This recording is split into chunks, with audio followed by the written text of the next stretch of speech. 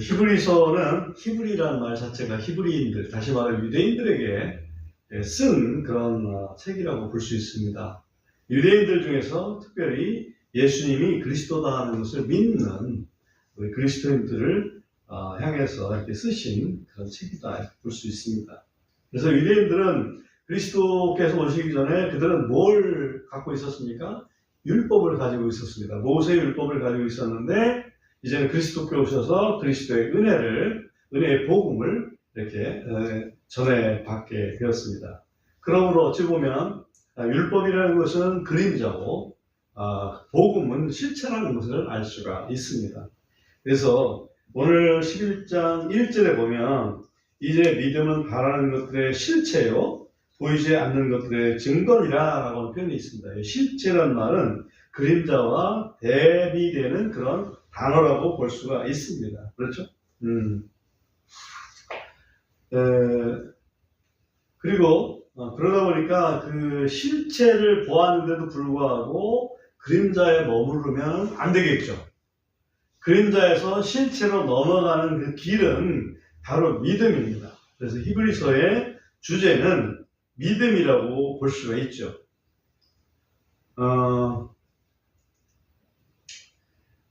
문제는 이 믿음을 갖지 못한 유대인들이 믿는 그리스도인들을 향해서 좋은 시선을 보내지 않고 또 그들을 칭찬하는 것이 아니라 오히려 그들을 핍박하는 그런 이제 문제에 부닥치게 됩니다. 그랬을 때 믿음의 어찌 보면 스승이라고 볼 수 있는 사도들, 이 사도들의 입장에서는 예수 믿는 이스라엘 민족이 뭔가 좀 힘을 얻을 수 있어야 되겠다. 그래서 그들을 격려하고 그들을 위로하고 그들을 다시 한번 믿음에 굳게 설 수 있도록 그렇게 하기 위해서 이 히브리서를 보냈지 않았나 이렇게 기본적으로 생각할 수가 있습니다. 그래서 오늘은 그 믿음의 알파요 오메가이신, 믿음의 창시자요 완성자이신, 그렇죠? 그분이 바로 그리스도이기 때문에 그리스도를 바라는 그 믿음에서 떨어지지 않고 더 굳건히 서도록 그렇게 독려하기 위해서 이 말씀을 기록했다. 특별히 히브리서는 주제가 믿음인데 그 믿음의 장, 그러면 히브리서 몇 장이야? 히브리서 11장 이렇게 이해할 수가 있습니다. 한 구절 한 구절 보면서 좀 살펴보겠습니다. 1절 보시면 이제 믿음은 바라는 것들의 실체요 보이지 않는 것들의 증거니라 라고 되어 있습니다. 바라는 것이라는 것은 뭔가 미래에 있는 일을 얘기하죠. 보이지 않는 것들이라는 것은 영적인 것들을 얘기합니다. 그래서 바라는 것들, 미래라는 것은 시간적인 부분이고 보이지 않는 영적인 것은 공간적인 부분입니다. 그러니까 믿음이라는 것은 시간적으로 보면 미래에 있는 것을 현재로 옮겨놓는 그게 바로 믿음이고, 공간적으로 본다면 보이지 않는 영적인 것, 하나님에 속한 것을 이 땅에 보이는 것으로 이렇게 바꿔놓을 수 있는 게 그게 믿음이다. 그러니까 눈에 보이는 이 현재의 그 땅에 있는 것만 보고 그것만 바라고 그런다면 그거는 믿음하고 상관이 없는 거다 하는 것을 알 수가 있습니다. 2절에 보면 이는 믿음으로 장로들이 좋은 평판을 얻었기 때문이라. 그런데 이 장로들이라는 것은 뒤에서 나오지만은 이스라엘의 선조들을 얘기합니다. 선조들을 위해서 훌륭한 이름이 계속해서 나오는 그 선조들, 그렇죠? 그 사람들이 좋은 평판을 얻었다. 근데 좋은 평판을 누구한테 얻었을까요? 하나님으로부터 얻은 거죠. 이게 중요할까요? 아주 중요합니다. 하나님이 주시는 상급은요, 하나님 주신 칭찬은 영원합니다. 그것이 영원해요. 사람이 주는 칭찬은 잠시죠? 또는 그 칭찬이 갑자기 바뀌어서 저주가 될 수도 있습니다. 그런데 하나님이 주시는 칭찬은 영원합니다. 그렇기 때문에 가장 가치가 있는 건데, 그 가장 가치가 있는 하나님의 그 좋은 평판을 무엇으로 얻었다? 믿음으로 얻었다. 믿음이 있었기 때문에 얻었다 라고 이야기를 하고 있습니다. 3절에 믿음을 조금 설명하고 있는데, 믿음을 통해 우리는 세상들이 하나님 말씀에 의해 지어진 것을 깨닫나니. 그러므로 보이는 것들, 다시 말하면 세상에 지어진 것들은 나타나 있는 것들로 만들어지지 아니하였느니라. 보이지 않는 하나님에 의해서 만들어진 것이다. 이 우주 만물은 이렇게 이야기를 하고 있습니다. 그러면서 이제 그 믿음의 어떤 그 증거들을 4절부터 이야기하고 있는데요. 믿음으로 아벨은 하나님께 가인보다 더 뛰어난 희생물을 드렸고, 우리는 잘 알고 있습니다. 아벨은 양과 그 기름으로 양을 잡아서 그 피와 또 양에 나와 있는 기름으로 번제를 드리죠. 드렸고, 그걸 더 뛰어난 희생이라고 합니다. 가인은 반면에 피가 없는 그런 그 곡식 가지고 하나님 앞에 드렸습니다. 그러므로 왜 아벨은 더 뛰어난 희생물을 드렸을까 하는 것은 우리가 그건 나중에 생각하더라도 하나님은 그것을 기쁘게 받으셨습니다. 그게 바로 믿음이라는 거지. 그 다음에 그것으로 말미암아 그 의롭다는 증거를 얻었나니 하나님께서 그 예물들에 대해서 증언하시느니라. 그는 그 예물로 인하여 죽었으나 믿음으로 여전히 말하느니라. 그 다음에 5절은 믿음으로 에녹은 죽음을 보지 아니하고 옮겨졌으니 하나님께서 그를 옮기셨기 때문에 찾지 못하였느니라. 이는 그가 옮겨지기 전에 하나님을 기쁘게 했다는 증언을 가졌기 때문이라. 하나님은 보이지 않았지만 에녹은 하나님을 기쁘시게 하는 삶을 살았다. 그러니까 보이지 않는 것들에 대한 증거가 바로 믿음이다. 하나님 안 보이는데 어떻게 믿고 살았겠어요? 에녹은 그렇게 살았어요. 그게 믿음이라는 거지. 그래서 그 믿음에 대해서 한 번 더 1절에서 한 거를 6절에서 한 번 더 설명을 하고 있다. 이렇게 보면 됩니다. 그러나 믿음이 없이는 그분을 기쁘시게 하는 것이 불가능하니 이는 그분께 나아가는 자는 반드시 그분께서 계시는 것. 다시 말하면 하나님이 계신다는 것을 믿는 믿음이죠. 보이지 않지만 하나님 계신다, 살아계신다. 이걸 믿는 믿음. 공간적으로 하나님이죠. 영적으로 우리 눈에 안 보이지만. 그 다음에 또 그분께서 부지런히 자신을 찾는 자들에게 보상해 주시는 분이심을 믿어야 하기 때문이라. 하나님의 뜻을 행하고 하나님의 명령을 행하다 보면 하나님께서 분명히 약속하신 보상을 해주신다. 이것은 시간적인 거죠. 바라는 것. 우리가 뭔가 바라는 게 있죠. 하나님께서 약속하신 것을 바랍니다. 그 바라는 것을 향해서 행할 때 하나님께서 반드시 보상해 주신다. 이것을 믿음이다 라고 얘기하고 있습니다. 그러므로 1절에서 바라는 것들의 실제, 보이지 않는 것들의 증거, 이게 뭘까라고 고민을 해보면 6절에서 해답을 주고 있다.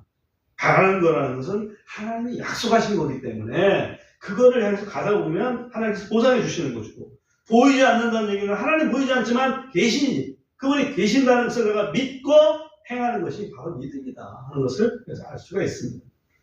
그리고 계속해서 이제는 그 믿음의 선조들, 다시 말하면 좋은 평판을 얻은, 하나님이 칭찬을 받은 그런 믿음의 선진들을 여기서 하나하나 소개하고 있습니다. 믿음으로 노아는 아직 보지 못한 일들에 대해서 하나님의 경고를 받고 두려움으로 움직여 자기 집을 구원하고 방주를 예비하였고 그것으로 말미암아 그가 세상을 정죄하고 믿음으로 말미암아 의의 상속자가 되었느니라. 믿음은 보이지 않지만은 하나님이 계시는 것을 믿는 거죠. 그러니까 하나님께서 말씀하셔서 이제는 홍수가 올 거야. 그러니까 너희가 방주를 마련해라. 그걸 믿고 방주를 마련했습니다. 보이지 않지만 하나님 계시니까. 그렇죠? 그걸 믿는 믿음이었고, 7절에 보면 8절에 보면 믿음으로 아브라함은 후에 상속제사로 받게 될 장소로 나아가라는 부르심을 받았을 때 순종했고 또 자기가 어디로 가는지 알지 못하고 나아가느니라. 너무나 유명한 구절인데요. 하나님이 아브라함아 너는 내가 지시할 땅으로 가라. 내가 너로 하여금 복의 근원이 되게 만들 거야. 라고 하는 그런 그 미래에 대한 약속이죠. 그 약속을 믿고 아브라함은 나아갑니다. 그 미래에 대한 약속, 하나님의 약속을 믿고 나아가는 게 믿음이라는 거지. 그래서 하나님은 이 아브라함을 칭찬하셨다. 이렇게 볼 수 있어요. 9절 믿음으로 그 낯선 나라에 머무는 것 같이 약속의 땅에 머물렀고 자기와 동일한 약속의 상속자들인 이삭과 야곱과 함께 장막들에 거하였느니라. 계속해서 어딘가 나그네 하나님께서 주실 약속의 땅을 향해서 장막에 머물렀다 하는 거죠. 물론 유목민족의 특성이기도 하지만 하나님께서 머물라 하는 그런 땅까지 이를 때까지 계속해서 거기 정착하지 않고 계속해서 장막에 머물렀습니다. 이것은 우리 그리스도인들에게도 주는 교훈이 있습니다. 우리가 이 땅에 사는 것은 장막이다. 잠깐 있는 것이지 영원한 곳은 하늘나라다 하는 것을 여기서 우리가 교훈을 얻을 수가 있습니다. 10절, 이는 그가 기초들이 있는 한 도시를 기다렸기 때문이니 그것의 건축자와 만드시는 하나님이시니라. 이 세상에 거하는 동안 그들은 천막에서 살았는데, 천막에서 사는 이유는 하나님이 지으신 영원한 도성이 있다는 것을 믿었기 때문에, 이게 바로 우리 그리스도인들이 갖는 믿음이죠. 11절 보겠습니다. 믿음을 통해 사라 자신도 나이가 지났을 때에 씨를 수태하는 힘을 받아 아이를 출산하였으니 이는 그녀가 약속하신 그분을 신실한 분으로 판단했기 때문이라. 경수가 끊어진 사라도 89세가 되어서 그가 너 내년에 아들을 낳을 거야. 여태까지 아들을 못 낳았는데 89세 할머니한테 그 얘기를 했더니 하나님 전능하신 분인 걸 아니까 처음에는 그냥 아이 무슨 소리예요. 제가 지금 나이가 얼마인데 라고 했지만 그 믿음으로 아이를 낳을 수가 있었습니다.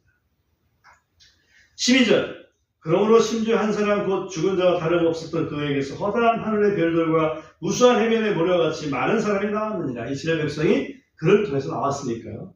13절, 이는 모두는 믿음 안에서 죽었고 약속하신 것들을 받지는 못하였으나 멀리서 그것들을 바라보고 그것들을 확신했으며 그것들을 품었고 또 땅에서는 자기들이 나그네들이요 순례자들이라는 것을 고백하였느니라. 믿음이라는 것은 앞에 있는 거기 때문에 그 약속이 보이지 않지만은 그것을 바라보면서 가는 한 발짝 한 발짝 움직이는 그것이 바로 믿음이다. 14절, 이는 그와 같은 것들을 말하는 자들은 그들이 한 본향을 찾고 있음을 분명하게 나타내기 때문이라. 그래서 우리 신약에서 이걸 교훈을 얻을 수 있는 거죠. 본향은 바로 천국, 영원한 곳, 그것을 향해서 나가는 나그네들끼리 바로 우리 이 세상 길이기 때문에 눈에 안 보인다. 그렇지만 갈 수 있다. 약속이기 때문에. 그게 믿음입니다. 15절, 또한 참으로 그들이 자기가 떠나온 그 본향을 깊이 생각하였더라면 그들에게 돌아갈 기회가 있었으리라. 그러나 이제 그들이 더 나은 본향을 사모하니 곧 하늘에 있는 것이라. 그렇죠? 그들이 떠나온 바벨, 저쪽에 어딥니까? 바벨론 그 근처에 있는 그 땅, 거기가 아니고 하늘에 있는 본향을 향해서 움직였다. 그런즉 하나님께서 그들의 하나님이시라 불리는 것을 부끄러워하지 아니하시나니 이는 그분께서 그들을 위하여 한 도시를 예비하셨기 때문이라.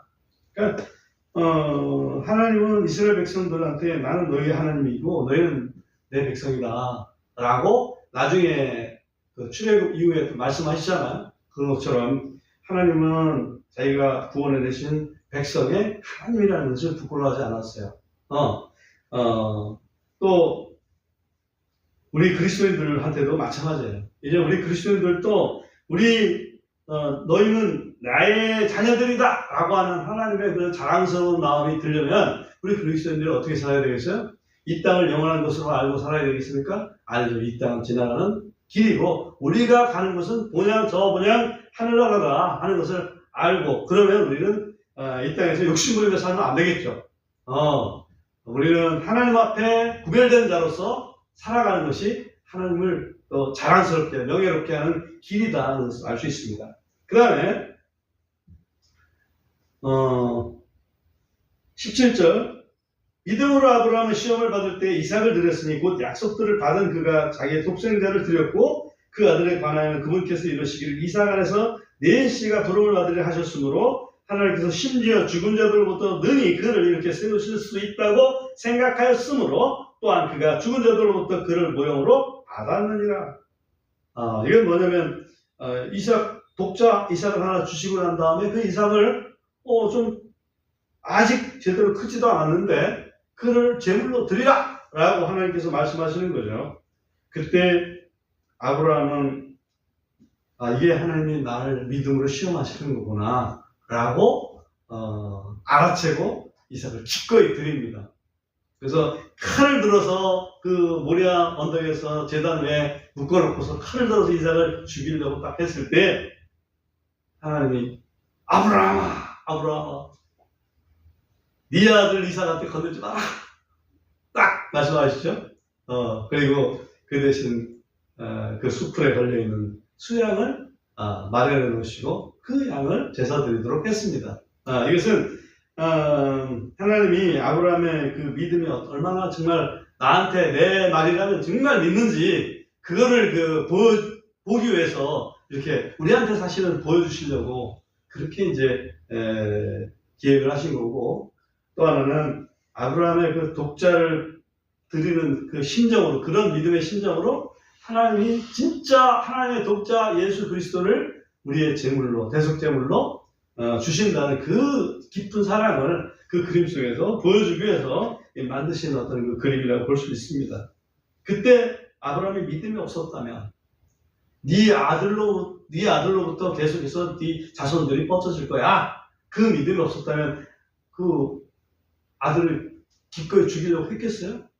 하나님이 내가 얘를 죽인다 하더라도 하나님은 내 다 살리실 거야. 왜? 얘로부터 자손들이 번성할 거라고 했으니까. 결국은 이삭은 아브라함이 하나님께 살려주셨지만 독생자 예수님은 부활하시잖아요. 그죠? 부활시켰습니다. 그 다음에 20절, 믿음으로 이삭은 다가올 것들에 대하여 야곱과 에서에게 축복하였느니라. 21절, 믿음으로 야곱은 그가 죽을 때 요셉의 아들들을 축복하고 또 자기 지팡이 머리에 의지하여 경배하였느니라. 믿음으로 요셉은 죽을 때 이스라엘 자손들이 떠날 것에 대하여 언급하였고 자기 뼈들에 관해 명령을 주었느니라. 이거는 믿음으로 미래를 축복했다는 얘기가 나오죠. 야곱은, 이삭은 야곱에게, 야곱은 그 후손들에게, 또 요셉이 낳은 그 애들에게, 또 요셉은 이제 얼마 있으면 하나님께서 우리 백성을 다시 출애굽시켜가지고 약속의 땅으로 데려가실 거야 라고 하는 그런 그 미래를 믿음으로 축복했다라고 되어 있습니다. 이것은 하나님이 앞으로 하실 약속들을 믿은 거지. 믿었기 때문에 그 얘기를 할 수 있는데요. 그러므로 믿음이라는 것은 하나님의 약속을 믿는 것이다 라고 할 수 있고요. 그 다음에 23절에 보면 믿음으로 모세의 부모는 그가 태어날 때 석 달 동안 그를 숨겼으니 이는 그들이 그가 준수한 아임을 보고 왕의 명령을 두려워하지 아니하였기 때문이라. 그때 그 왕은 바로 왕인데 이 바로 왕은 이스라엘 민족들이 너무 왕성하니까 그 사람들 애들 낳으면 그냥 아들은 다 없애버리고 딸들은 그냥 2개, 그렇게 그런 명령을 내렸지 않습니까? 근데 모세의 부모가 모세를 낳고 보니까 애가 준수해. 애가 준수한데 이 바로의 명령을 따르자니 너무 아까워.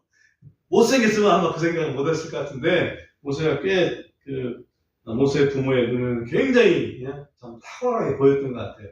그래서 이렇게 탁월한 아이를 하나님께서 주실 적에는 하나님 뭔가 뜻이 있을 것이다. 그래서 그 믿음으로, 그죠? 그 믿음으로 모세를 3개월 동안 계속해서 숨겨서 키웁니다. 어쩔 수 없을 때 갈대 상자를 만들어서 이제 공주가 볼 수 있는 그런 곳에 아이를 놓게 되죠. 그죠? 이게 바로 다 믿음입니다. 뭘 믿는 거예요? 하나님을 믿는 거죠. 하나님께서 보고 계신다. 하나님에서 뜻이 있다. 이것을 믿는 그런 믿음이라고 볼 수 있습니다. 24절, 믿음으로 모세는 나이가 들었을 때 파라오의 딸의 아들이라 불리는 것을 거절하였고 잠시 동안 죄의 쾌락들을 즐기는 것보다 오히려 하나님 백성과 고난받는 것을 택하였으며, 믿음이라는 것은 하나님 편에 서는 거죠. 지금 이 땅에서 바로 궁전에서 왕자로 이렇게 살아가는 것보다 오히려 하나님의 백성과 이렇게 고난당하면서 사는 것을 택했다 그랬죠. 그걸 뭘 가지고서 모세가 그런 믿음을 가졌을까? 모세는 하나님이 계시다는 걸 알기 때문에 이렇게 해서 그런 믿음을 가졌다 할 수 있죠. 그 다음에 26절, 또 그리스도의 치욕을 이집트의 보화보다 더 큰 재물로 여겼느니라. 이 그리스도의 치욕이라는 것은 이스라엘 백성, 하나님 백성과 고난받는 것을 그리스도의 치욕이라고 생각했어요. 그렇기 때문에 그것을 이집트의 보화보다도 더 큰 재물로 여겼느니라. 이는 그가 보상으로 보답해 주시는 것을 중시하였기 때문이다. 이 땅에서 바로 궁전에서 누리는 그런 그 호화로운 삶보다 하늘나라에서 하나님께서 주시는 이스라엘 백성과 함께 누리는 그 복이 훨씬 더 크고 값지다는 것을 모세는 믿었던 거예요. 만약에 그게 별로 아니다라고 싶었으면 이 땅에서 그냥 희희낙낙하고 사는 게 낫겠죠. 우리 그리스도인들의 믿음은 그래야 됩니다. 이 땅이 전부가 아니라는 사실을 알아야 돼요. 그죠? 이 땅은 잠시 잠깐, 그야말로 아침 안개와 같은 것이 인생이라고 분명히 말씀하고 있습니다.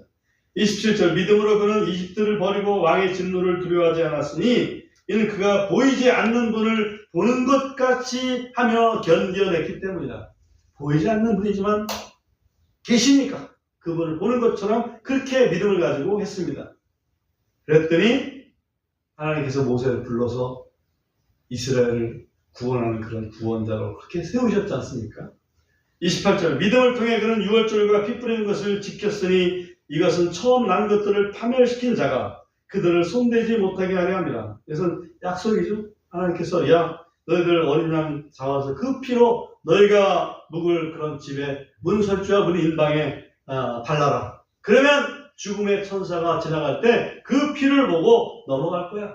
그 피 없으면 그 집 들어가서 장자들 다 죽을 거라. 믿음이죠. 하나님의 약속하신 것을 믿는 믿음. 29절, 믿음으로 그들은 마른 땅같이 홍해를 통과했으니 이집트 사람들은 그것을 시도하다가 물에 빠져 죽었느니라. 이스라엘 사람들은 홍해바다를 마른 땅으로 건너갔습니다. 건너가라 하는 하나님의 약속이 있었어요. 근데 이집트 사람들은 그런 약속이 없었습니다. 이스라엘 사람들이 건너가니 우리도 건너갈 수 있어 하다가 그냥 다 망가졌죠. 다 물에 빠져 죽었습니다. 30절, 믿음으로 그들이 이래 동안 성벽 주위를 돈 후에 여리고의 성벽들이 무너졌느니라. 이건 마찬가지죠. 여리고성을 7번 돌아라. 7일 동안 돌고 제7일 7번 돌아라. 그리고 맨 마지막에 외쳤더니 그냥 갑자기 여리고성이 우르르 무너졌습니다. 여리고성은 이중으로 된 성벽이로 고고학자들이 얘기하고 있죠. 사람의 힘으로 무너뜨릴 수 없는 그런 성벽이었습니다. 근데 한순간 무너졌죠. 하나님의 천군 천사들이 그것들을 무너뜨렸다고 저는 믿습니다. 그 다음에 31절, 믿음으로 창녀 라합은 정탐꾼들을 평안히 받아들였고 믿지 않는 자들과 함께 멸망당하지 아니했느니라. 야, 라합이 어떻게 믿음을 가졌을까 저는 생각을 해봤어요. 근데 이 라합이 믿음을 가졌던 것은 이스라엘 백성을 향한 하나님의 역사 그런 소문으로 다 들었거든. 그래서 하나님께서 이스라엘 백성과 함께 역사하시는구나. 보이지 않는 하나님을 라합은 믿었던 거지. 그의 믿음은 바라는 것들이 실상에 보이지 않는 것들의 증거니, 그렇죠? 보이지 않는 하나님을 보이는 계시는 것으로 아는 믿음, 그 믿음이 라합이 있었다. 32절, 또한 내가 무슨 말을 더하려 이는 기드온, 바락, 삼손, 입다, 또한 다윗, 사무엘, 예언자들에 관한 것들에 말을 하면 내게 시간이 부족하기 때문이다. 정말 그 구약에 수많은 믿음의 선배들이 있지 않습니까? 그 선배들 하나하나를 지금 여기서 얘기하고 있어요. 이 사람들은 전부 하나님의 칭찬을 받은 사람들이죠. 하나님의 좋은 평판을 받은 사람이에요. 하나님의 칭찬은 영원한 겁니다. 이것은 영원한 가치가 없어지지 아니합니다. 그들의 믿음을 통해 왕국들을 정복하기도 하고 의를 이루기도 하며 약속들을 받기도 하고 사자들의 입을 막기도 하며 맹렬한 돌을 끄기도 하고 칼날을 피하기도 하며 연약한 가운데 강하게 되기도 하고 싸움에서 용맹하게 되어 외인들의 군대들과 싸워 물리치기도 하였느니라. 대표적인 사람이 예를 들면 기드온 같은 사람이죠. 기드온 300명의 위대한 군사들, 수많은 군사들을 300명이 무찔렀지 않습니까? 그 힘을 주신 게 하나님이신데 그걸 주실 거라고 믿는 믿음, 그죠? 그런 것들을 여기서 하나님께서 칭찬하신 그 사람들이다. 35절, 여인들은 자기들의 죽은 자들을 다시 살려서 받기도 하고 다른 이들은 고문을 당하되 더 좋은 부활을 얻고자 구출받기를 원하지 아니하시며 또 다른 이들은 잔인한 조롱과 채찍질을 뿐 아니라 참으로 더욱 결박되어 투옥되는 시련도 겪었느니라. 예레미야 같은 사람들, 그죠? 그들은 돌에 맞기도 하고 그들은 톱으로 잘리기도 하며 시험을 받기도 하고 칼로 죽임을 당하기도 하며 양가죽과 염소가죽을 입고서 떠돌아다니기도 하고 빈곤과 고난과 고통을 겪기도 하였으니 세상은 이런 이들에게 합당하지 않느니라. 그들이 사막과 산과 동굴과 땅굴에서 떠돌아다녔느니라. 이 구체적인 사례는 사실은 이 구약 성경에 좀 찾기는 쉽지 않습니다. 그러나 이 유대인들은 그 역사를 가지고 있지 않습니까? 기록되지 않았지만 거기에 그들이 알고 있는 역사들, 예를 들면 마카비 시대의 그런 그 영웅들, 그런 이야기들까지 여기에 포함되어 있다 볼 수 있습니다. 또한 이들은 모두 믿음을 통해 좋은 평판을 얻었을 때, 좋은 평판을 얻었어요. 하나님의 칭찬을 받았습니다. 그 약속된 것을 받지는 못했으니 이 무슨 말씀이? 이 그리스도께서 이루실 왕국을 받지는 못했다는 얘기죠. 이것은 하나님께서 우리를 위해 더 좋은 것을 마련하셔서 우리가 없이는, 그리스도를 통한 그리스도인들이 없이는, 그리스도를 믿는 메시아의 주 같은 사람들, 그죠? 그런 사람들 없이는 그들이 완전하게 되지 못하게 하려 하십니다. 12장 1절. 그런즉 우리 역시 이렇게 큰 구름 같은 증인들로 둘러싸여 있으니 모든 무거운 것과 너무 쉽게 우리를 얽어매는 죄를 우리가 떨쳐버리고 인내로 우리 앞에 놓인 경주를 달리며, 우리 앞에는 달리기 할 곳이 있다 이거죠. 믿음의 경주를 해야 되는데, 믿음의 경주를 잘 하려면 뭔가 짐은 좀 가볍게 해야 될 거 아니에요? 무거운 짐이 뭐냐? 죄짐이라고 했습니다. 죄 짓지 말고 죄는 다 벗어버리고 이제는 인내로, 또 이렇게 그냥 가다가 주저앉으면 안 되고 끝까지 달려가는 그 인내가 필요하다. 이게 믿음이라는 얘기죠. 2절, 우리의 믿음의 창시자와 완성자이신, 그야말로 믿음의 알파 오메가이신 예수님을 바라보자. 예수님은 뭐가 창시와 완성자인지 그걸 딱 두 마디를 내가 생각해 보니까, 믿음의 시작은 십자가고 믿음의 완성은 부활이다. 그러니까 십자가로 시작해서 부활로 완성되는 거예요. 그러니까 이게 바로 믿음이구나 라고 할 수 있습니다. 이분께서는 자기 앞에 놓인 기쁨으로 인하여 십자가를 견디사, 그죠? 부활의 기쁨을 인해서 십자가를 견디사 그 수치를 멸시하시더니 하나님의 왕자 오른편에 앉으셨느니라. 부활하시고 난 다음에 그는 승천해서 하나님 보좌 우편에 앉게 되셨습니다. 믿음의 시작은 십자가요, 믿음의 끝은 부활이다 하는 것을 우리가 확인했습니다. 우리의 믿음의 시작은 우리가 예수 믿고 거듭나며, 우리의 믿음의 끝은 그리스도 오실 때 첫째 부활에 참여하는 것입니다. 그렇죠?